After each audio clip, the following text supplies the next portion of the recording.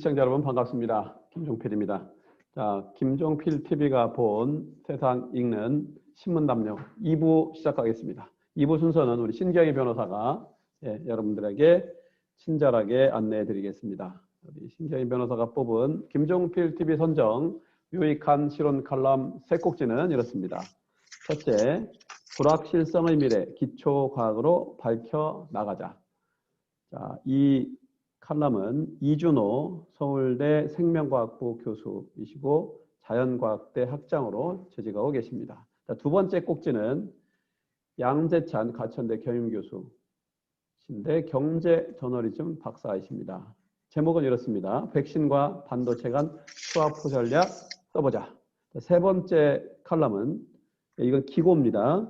장애인 혐오 표현과 정치인의 말의 무게라는 제목으로 최경숙 한국장애인개발원 원장께서 올려주신 글입니다. 이 세 가지를 여러분께 친절하게 안내해 드리겠습니다. 시작합시다. 네, 안녕하세요. 신경희 변호사입니다. 이준호, 서울대 이준호 교수님이 쓰신 불확실성의 미래 기초과학으로 밝혀나가자라는 금요진단 칼럼을 읽었는데요. 네, 이준호 교수님은 제가 이 칼럼을 읽기 전부터 미생물에 아주 눈에 보이지도 않는 미생물에 특이하고 예쁜 이름을 붙이시는 것으로 유명하신 분이더라고요. 그래서 예쁜 꼬마 선충이라는 거는 저도 예전부터 들었는데요. 예쁜 꼬마 선충에 대한 아주 학계의 권위자이시더라고요. 근데 이 교수님의 칼럼을 보면 아인슈타인의 상대성 이론이 GPS의 탄생을 이끌은 것처럼, 그다음에 또 이 mRNA라는 것이 1961년도에 분자생물학의 전면에 등장을 했대요. 그래서 이것이 지금 현재의 지금 한 70년, 60년 지난 이후에 백신 개발을 이끌어낸 것처럼 기초과학 연구가 중요하다라는 건데요. mRNA 백신이 나오기까지 기전 규명, 이상 면역 반응 연구, 등과 관련된 선행 연구가 있었기 때문에 지금 이게 백신과 결합이 돼서 이제 상용화된 것인데, 결국에는 기초과학이 인류 구원자 역할을 할 것이다. 그리고 2022년은 유네스코가 정한 지속 가능한 발전을 위한 기초과학의 해다. 라고 말씀하셨습니다. 근데 기초과학은 당장 돈이 되지 않고, 사실 1961년에 mRNA가 등장했지만 이제 이게 백신과 연결되면서 이제 겨우 이제 상용화 경제적인 국가 이제 경제적인 수단이 된 건데요. 이 한 60년 동안 이 mRNA를 연구한 기초과학자들의 성과가 있었기 때문에 지금 이 백신이 나왔고, 이게 결국 지금 저희들의 이제 생명 연장을 위한 수단으로 지금 되고 있는데요.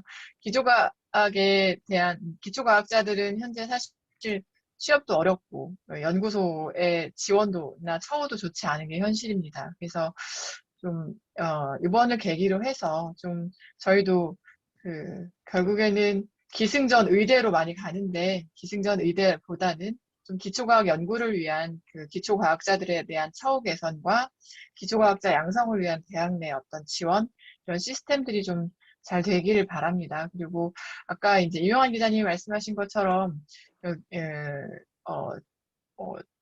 지적재산권 면제 합의에 관련해서 이명환 기자님이 정말 잘 정리를 해주셨는데요. 이준호 교수님이 쓴 칼럼에 그런 내용이 있습니다. 소아마비 백신을 개발한 똘크 박사가 태양에도 특허를 걸 수 있나요? 라고 말을 하면서 소아마비 백신에 대한 특허를 포기했습니다. 그리고 아스트라제네카는 코로나 백신으로는 돈을 벌지 않겠다라고 선언을 했습니다. 그래서 백신 개발 회사들이 좀 공공재라고 생각을 하고 인류의 안녕을 위해서 좀 이런 백신에 대한 지재권 면제의 논의를 좀 더 진지하게 하기를 바라고, 더불어 독감에 타미플루가 나와서 독감이 사실상 지금 크게 저희가 타미플루를 먹으면 일단 복용을 하면 걸리더라도 큰 부작용 없이 저희가 완치가 되잖아요. 그리고 타미플루의 기반이 되는 원천 기술은 미국에 있는 한국인 교수님이 개발하신 거라고 하더라고요. 대학 내에서 그걸 개발을 했고, 대학에서 하신 연구 개발하신 것을 바탕으로 해서 미국 내 기업이 그 기술에 다른 기술을 또 접목해서 타미플루가 나온 것이라고 제가 들었는데요. 그 코로나19에도 타미플루와 같은 치료제가, 혁신적인 치료제가 또 나오기를 바랍니다. 예, 네. 풍부한 그리고 배경 제가 예서를 포함해서 예, 수고하셨고 두 번째 갑시다. 두 번째는 백신과 반도체 간의 스와프 전략이라는 그 양재찬 교수님의 글인데요. 그 백신을 구하는 게 총성 없는 전쟁이 돼버렸고 사실 총 구하는 것보단 요즘 백신 구하는 게 더 어렵다라는 생각이 들 정도로 세계 각국 간에 지금 이렇게 전쟁이 돼가고 있는 것 같습니다. 한국이 먼저 얼마 전에 이제 그 정의용 장관님이 백신 스와프, 미국과 백신 스와프 논의를 한 적이 있다 이래가지고 이제 한번 언론에 크게 보도가 된 적이 있었는데요. 이제 이거에 대해서 미국은 사실 굉장히 미온적인 것으로 나왔고, 미국은 인도나 중남미 인접국을 지원국으로 꼽고 있는 것으로 알려져 있습니다. 백신, 일단 스와프는 서로가 원하는 것을 주고받을 수 있어야 성립이 될 것으로 보이고, 미국이 원하는 거는 미국 내 일자리 창출, 그 다음에 반도체와 배터리 안정적인 공급이고, 이 부분은 다행히도 한국의 삼성, LG, SK가 글로벌의 선두주자입니다. 그리고 지금 가장 강력한 반도체 경쟁자인 TSMC가 있는 대만은 56년 만에 유례없는 가뭄으로 반도체 칩을 만드는데 주요 자원이 되는 물 부족 물 부족 때문에 급수 제한 조치까지 내려졌다고 합니다. 그래서 지금 반도체 수급이 더 어려워질 것이다라는 기사들이 이제 나오고 있는데요.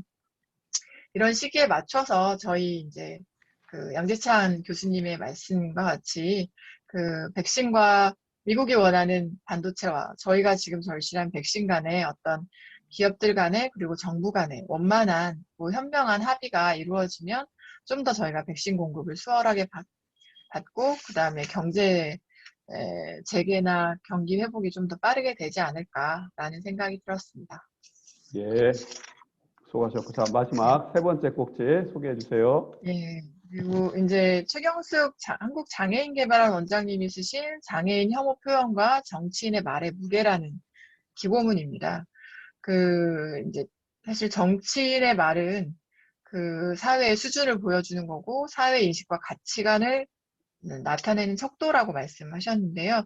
굉장히 공감이 가는 말이고요. 사실 저희가 쓰는 표현 중에 벙어리 장갑, 뭐 외눈박이, 절름발이, 뭐 정신병자다. 뭐 이런 말들은 사실 이 말 자체가 좀 왜곡되고 편향된 시각과 인식을 갖고 있다라는 것을 인식하기 어려울 정도로 그동안 그냥 일상 용어처럼 사용해 왔는데요. 그러니까 저는 이제 지금 대한장애인체육회 법률 고문을 지금 2018년, 17년부터 하고 있는데요. 정말 많이 그 회의에 참석할 때마다 많이 놀라는 게 내가 너무 당연하게 받아들였던 것들을 그분들은 이게 누군가 도와줘야 할 수 있는 거다라는 거를 체감하거든요. 예를 들면 제가 한국 농아인 연맹에 계신 분들하고 회의를 할 때는 정말 조용합니다.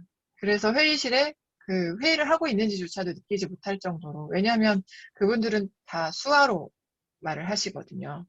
근데 저도 처음에는 그게 굉장히 어색하고 저 혼자만 이제 비장애인이고 이제 도와주시는 수화 통역사분이 계셔가지고 이제 그제서야 이게 이렇게 되는 거구나.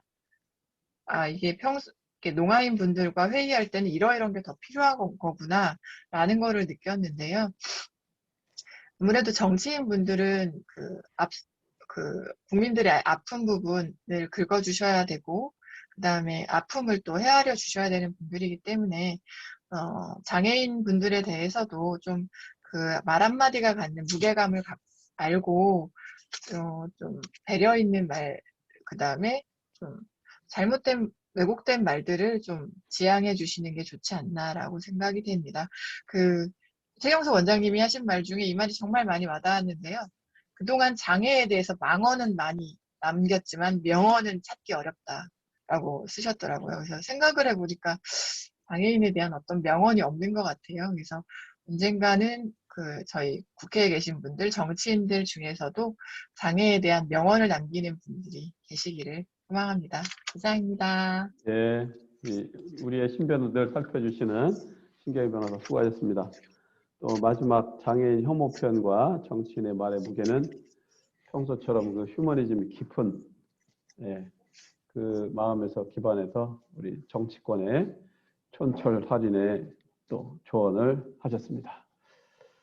수고해 주셨고요. 자, 우리 이명환 기자와 신경희 변호사 아주 그 운율 있게 또 깊이 있는 해설 수고하셨습니다. 자, 오늘 이렇게 마치겠습니다.